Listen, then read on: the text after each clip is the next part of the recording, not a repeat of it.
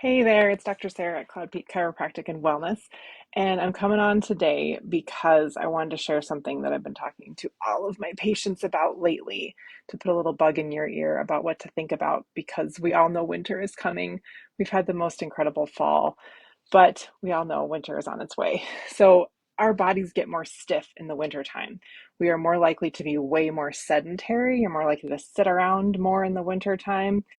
It becomes even more important to move your body to get some kind of exercise in the wintertime. And it becomes even harder because we often just do not want to go outside. So, this is your chance. I'm wanting you to plan ahead, make a plan for how you're going to move your body this winter because you will thank yourself so much if you get into the routine of getting whatever exercise you like to do. And this is something that I, along with many, many other people, struggle with as far as how to get regular exercise. So I've got lots of ideas to share with you today. But first, one of the things that I tell my patients all the time is if you start practicing sitting in your recliner, someday you're going to get so good at that that you will not be able to get out of your recliner. I see that happen all the time. So the way to have a healthy body and the way to stay active later in our life is to move is to move your body. One of the fun facts about your spine that I like to share with my patients is that the discs in your spine, those cushions between the bones, they don't have their own blood supply. They require motion in order to get hydration into your discs and to take waste products away. So you have to load and unload your spine by getting regular exercise in order to have a healthy spine, to prevent disc degeneration and deterioration and just a lot of the stuff that causes people to be disabled later in life. Some of that you can prevent. So, how do you exercise in the wintertime?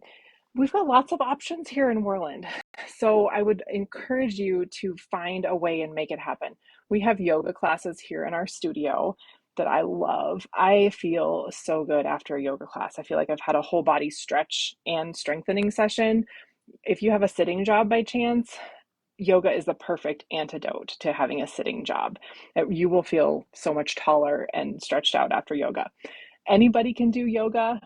If you don't feel like you want to come do the yoga classes here, there's also chair yoga at the senior center here in town. But I do encourage you that the yoga classes here at our studio are definitely for beginners. Anybody who can walk in who's never done yoga before and will make you feel comfortable. And our instructors will guide you in what you can do and what you can't do. So there's yoga. Getting in the pool. I wish more of my patients would just get in the pool every now and then. Even if you just get in the water and walk back and forth, it is so good for your body, so good for your spine, good for your joints. If you're somebody who suffers from arthritis, being in the pool, again, just walking back and forth is all you really need to do, is so good for your body. There's also water aerobics classes at the pool, which would be even better. So I highly recommend you check into that. We have so many other options. We've got other exercise classes at our senior center here in town. We have our health club here in town.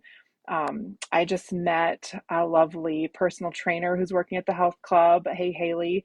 And then my personal trainer is amazing, Kim Elliott. I find that I have to have an appointment with somebody to get regular exercise. That is what works for me. Otherwise, something is always going to come up that's more important. So I find that having those appointments with my personal trainer is how I am able to be consistent with exercise. Um, this is a great time to consider something inside in your own house. I often tell my patients just to get on YouTube and look up, chair yoga or regular yoga. You can find everything on YouTube. Getting some kind of indoor exercise equipment is a great idea. I often am recommending treadmills or ellipticals or like recumbent bikes. Those are all great options. If you're wondering what would work best for you specifically, be sure and ask me or Dr. Nathan. But here's the key. You can't just use it as a laundry rack. You actually have to use it. So a lot of getting exercise all the time, but especially in the winter, is figuring out how you're actually going to make it happen. First of all, I would really like you to have a strong why behind why you're exercising in the winter. Why are you dragging yourself out of this nice, cozy, warm bed in order to move your body? Think about all the benefits of exercise. You know many of them, but things you might not realize are regular exercise leads to a reduced risk of dementia. You're literally helping to save your brain if you are getting regular exercise.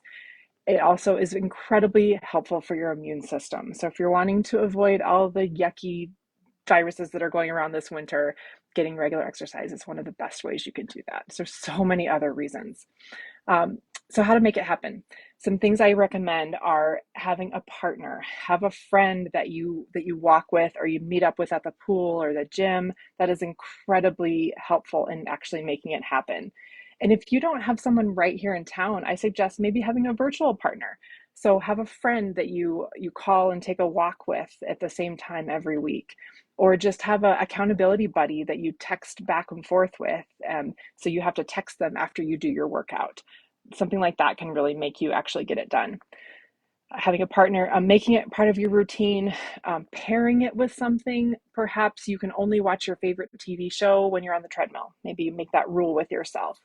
Or maybe before you drink your coffee in the morning, you have to do 5 minutes of stretching on the floor. I encourage you to find a way to make it happen, make it routine. If you need more suggestions, if you need help, if you're not sure what to do, please come ask us. Dr. Nathan and I are really happy to make recommendations. I would encourage you to drop in the comments here. Here's some accountability. Tell me what you're going to be doing this winter for exercise, because if you're my patient, you know I'm going to ask you. So make it happen. Have a great day.